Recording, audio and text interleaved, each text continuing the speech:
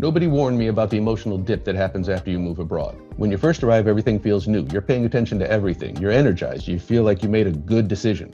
And then a few months in, something shifts. The shine starts to wear off a little and your real life starts to take over. Things that felt exciting at first start to feel like effort. Even things that you used to understand take more energy and you're not quite as sure as you thought you'd be. And you realize you're about to dive into some very unfamiliar water. Within a few months of arriving in France, I was ready to launch the French version of my business. First step, get the business registered and open a professional bank account. I started with the business registration, and when I tried to register my business and get the registration documents, I was told I had to provide my professional bank account information to get it.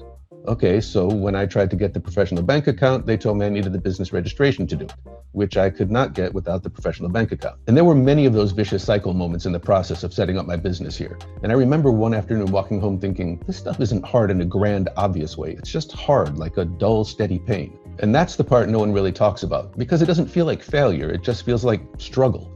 And my French was fairly good, but I still needed new vocabulary that I never had to use before. And until you have some experiences with the new different systems, you'll feel less efficient. And that can be a struggle, especially when you're used to feeling capable. But here's the important lesson. That dip, it doesn't mean that you made a bad decision. It's just part of the process.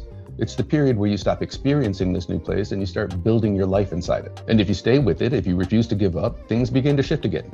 You find your rhythm, you make a few mistakes, and with each one, you learn a little more and rebuild your confidence.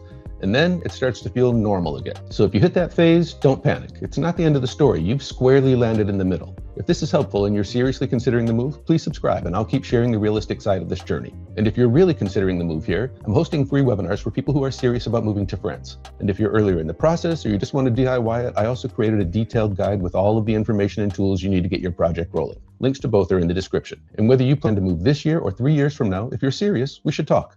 Join one of the webinars to learn more. Ciao for now.